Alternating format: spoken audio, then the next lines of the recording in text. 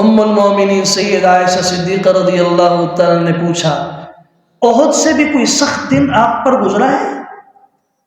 دندان مبارک شہید ہوئے، سر مبارک زخمی ہوا، خون کی ندیاں بہی، اور سامنے اپنے محبوب چچا کی جو آپ کے ہم عمر بھی تھے، بچپن ان کے ساتھ گزرا تھا، رضاعی بھائی بھی تھے، بہت نسبتیں تھیں، حضرت حمزہ رضی اللہ عنہ کے جسم کے 17 ٹکڑے پڑے ہوئے تھے۔ اس سے بھی کوئی سخت دن، 70 جانثار صحابہ، جس طرف دیکھو صحابی پڑا ہوا ہے، اس کے جسم کے ٹکڑے پڑے، خون۔ احد کی وادی سے جا کے پوچھو، میدان سرخ ہے۔ اس غم اور دکھ سے بھی زیادہ کوئی تکلیف کا دن آپ کی زندگی میں آیا؟ خیال یہ تھا کہ یہ تو بہت بڑا مشکل دن تھا۔ امام الانبیاء صلی اللہ علیہ وسلم نے فرمایا ہاں، طائف کا دن اس سے بھی زیادہ سخت تھا۔ جب عبد یاریل کے بیٹوں نے پاگل اور بچے میرے پیچھے لگا دیے، اور جب تک میں نے طائف کی وادی کو نہیں چھوڑا مسلسل پتھر برساتے رہے، سر سے لے کے پاؤں تک جسم کا کوئی عضو ایسا نہیں جس پہ پتھر نہ پڑے ہو۔ اس سے بھی زیادہ سخت دن تھا۔ اللہ اکبر کبیرہ۔ غور کیجئے، 3 قسمیں کھا کے فرمایا انسان کو ہم نے مشقتوں میں پیدا کیا ہے، لیکن یہ مشقتیں اس وقت آسان ہو جاتی ہیں جب انسان کی نگاہ بلند منزل تک پہنچنے کی ہوتی ہے۔ ساری تھکاوٹیں ختم ہو جاتی ہیں جب انسان اپنی منزل مقصود کو پا لیتا ہے۔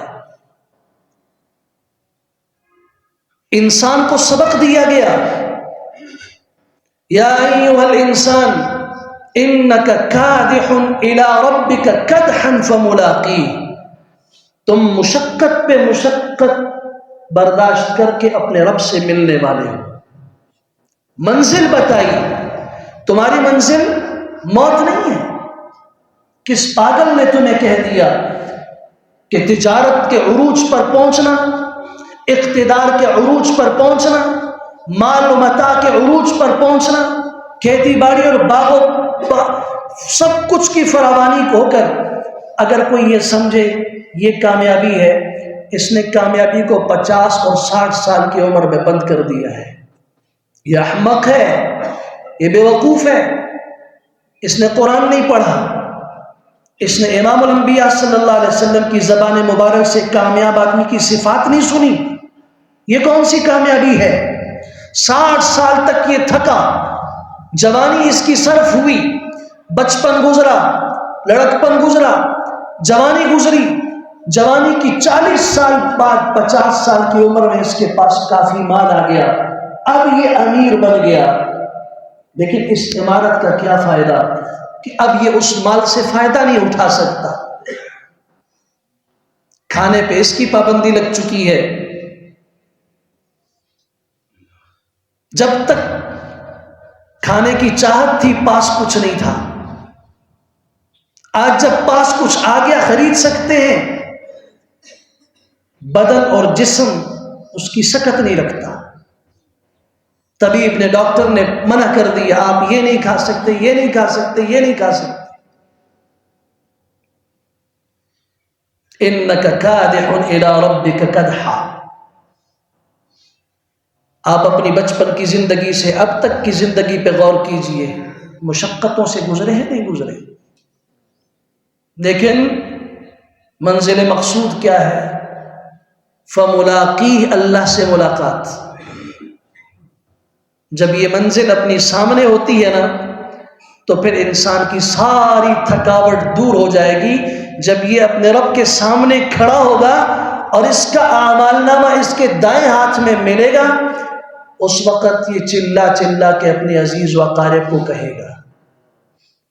جو منظر آج آپ دیکھ رہے ہیں نا، ایک آدمی کی کامیابی پر اس کے چاہنے والے سارے خوش ہیں، ایک کی ناکامی پر اس کے چاہنے والے سارے پریشان ہیں۔ یہ منظر کل قیامت کو بھی ہوگا۔ اور یہاں کیا ہے؟ ایک صوبہ ہے، ایک ملک ہے، ایک ضلع ہے، ایک علاقہ ہے۔ وہاں ساری انسانیت کھڑی ہوگی اللہ کے دربار میں، جس میں انبیاء بھی ہوں گے، صلحاء شہداء بھی ہوں گے، نیک و بد سب ہوں گے۔ آدم علیہ السلام سے لے کر اس کائنات کے آخری انسان تک ساری انسانیت رب کے سامنے کھڑی ہے۔ اما من اوتی کتابہ بیمینہ فسوف یحاسب حسابا یسیرا، اس کا حساب آسان ہوگا۔ وینقلب الی اہلہ مسرورا، اپنا عمل نامہ اپنے گھر والوں کی طرف خوشی سے اٹھا کے اس کو لہراتا ہوا کہے گا ہاؤم اقرؤوا کتابیہ، یہ پڑھو میرا عمل نامہ، میرا رزلٹ دیکھو، میں کامیاب ہو گیا، اعلیٰ نمبروں سے کامیاب ہو گیا، یہ میرا نتیجہ ہے۔ وَأَمَّا مَنْ أُوتِيَ كِتَابَهُ وَرَاءَ ظَهْرِهِ، اگر ناکامی کا یہ منظر سامنے آیا کہ پیٹھ کے پیچھے بائیں ہاتھ میں اعمال نامہ ملا، فَسَوْفَ يَدْعُو ثُبُورًا، ہلاکتوں کو پکارے گا، ہائے میں برباد ہو گیا، ہائے میں ہلاک ہو گیا۔ قرآن کہتا ہے ایک ہلاکت، ایک تباہی، لا تدعوا اليوم ثبورا واحدا، آج ایک ہلاکت کو نہ پکارو، وادعوا ثبورا کثیرا، بہت ساری ہلاکتیں تمہاری انتظار میں ہیں، ایک ہلاکت نہیں، ہلاکت پہ ہلاکت ہے۔ قد افلح من تزکا، کامیاب وہ ہے جس نے جسم کو، بدن کو، روح کو، جسم کو پاک کیا۔ اللہ اکبر، وذکر اسم ربہ، اللہ اکبر کہا، فصلی، نماز پڑھی۔ بل تؤثرون الحیات الدنیا، تم دنیا کی زندگی کو ترجیح دیتے ہو، والآخرۃ خیر وابقی، آخرت بہتر ہے، باقی رہنے والی ہے۔ یہ بات کہاں ہے؟ اس قرآن میں بھی ہے، ان ھذا لفی الصحف الاولی صحف ابراہیم و موسیٰ، پہلی سابقہ امتوں کے صحیفوں میں بھی ہے۔ قد افلح المؤمنون، اٹھاؤ سورہ مومنون 18ویں پارے کی ابتدائی 11 آیات، وقت نہیں ہے کہ میں ان تفصیل میں جاؤں۔ سورہ مومنون کی 11 آیات ابتدائی کھول کے ذرا ترجمہ پڑھنا، اللہ سے پوچھنا۔ 7 صفات بیان کی ہیں اللہ نے ان لوگوں کی جو اللہ کے ہاں کامیاب ہیں۔ الذین هم فی صلاتهم خاشعون، تو صرف نماز نہیں پڑھتے، خشوع والی نماز ہوتی ہے، وہاں کھڑا ہوا نظر آ جاتا ہے کہ یہ اس دنیا سے بیگانہ ہو چکا ہے، یہ اس وقت ایسی ذات کے ساتھ متعلق ہو چکا ہے کہ اسے اپنی کسی چیز کی پرواہ نہیں ہے۔ والذین هم عن اللغو معرضون، بیہودہ باتوں سے ان کی زبان، ان کا جسم دور رہتا ہے۔ جس مجلس میں بیہودگی ہوتی ہے وہاں بیٹھتے نہیں، چلے جاتے ہیں۔ جس زبان سے بیہودگی سنتے ہیں کانوں کو بند کر کے وہاں سے نکل جاتے ہیں، اپنی زبان کو آلودگی سے بچاتے ہیں۔ والذین هم للزکاة فاعلون، کامیاب پوچھنا ہے تو اللہ سے پوچھو جو زکوٰۃ ادا کرنے والے ہیں۔ والذین هم لفروجهم حافظون، جنہوں نے اپنی شرمگاہوں کی حفاظت کی۔ الا علی ازواجهم او ما ملکت ایمانهم فانهم غیر ملومین، جو اللہ نے شہوت کے لیے جائز راستہ رکھا تھا اس کے علاوہ نہ انہوں نے شہوت پرستی کی، نہ دل میں خیال پیدا کیا، نہ نظروں کو آلودہ کیا۔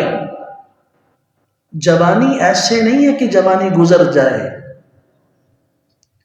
جوانی ایسے ہو کہ عفت اور پاک دامنی، جیسے کانٹوں کے جنگل کے بیچ سے گزرنے والا اپنے جسم کو اور دامن کو اور کپڑوں کو سمیٹ سمیٹ کے چلتا، کہیں الجھ نہ جائے، اپنی نظر کی بھی حفاظت رکھتا ہے، اپنے دل کے خیالات کی بھی حفاظت رکھتا ہے، گناہوں کی دعوت دینے والے اطراف سے ٹوٹ پڑتے ہیں اور یہ کہتے ہیں انی اخاف اللہ، میں اللہ سے ڈرتا ہوں۔ کبھی اس کی زبان سے نکلتا ہے معاذ اللہ، مجھے اللہ کی پناہ، میں یہ سوچ نہیں سکتا جس گناہ کی تم مجھے دعوت دے رہے ہو۔ حضرت یوسف علیہ السلام کو جیل میں ڈالا، اس کے بعد نکال کے ایک آفر کی، آج بھی اگر یہ ہماری بات سن لے، جس گناہ کی دعوت میں دے رہی ہوں اگر اس کی طرف آ جائے پھر اسے تخت پہ بٹھاؤں گی اپنے ساتھ، نہیں تو اسے ذلیل کر کے جیل میں ڈال دوں گی۔ کیا فرمایا؟ رب السجن احب الی مما یدعوننی الیہ، اللہ جس جیل کی یہ مجھے دھمکی دیتے ہیں وہ جیل مجھے اس گناہ سے بہت زیادہ محبوب ہے جس گناہ کی طرف یہ مجھے بلا رہی۔ جوانی ایسے ہوتی ہے، والذین هم لاماناتهم وعہدهم راعون، کامیاب کون ہے؟ جو امانت اور اپنے وعدے کی پاسداری کرنے والا ہو۔ والذین هم علی صلواتهم یحافظون، نماز کی پابندی کرنے والا ہو۔ اولئک هم الوارثون الذین یرثون الفردوس هم فیہا خالدون، یہ جنت الفردوس کے وارث ہیں۔ حقیقی کامیابی یہ ہے، ان مشقتوں کے اندر سے گزر کر آپ نے کل اللہ کے سامنے کھڑے ہونا ہے، میں نے اللہ کے سامنے کھڑے ہونا ہے۔ اس دن پتہ یہ چلے گا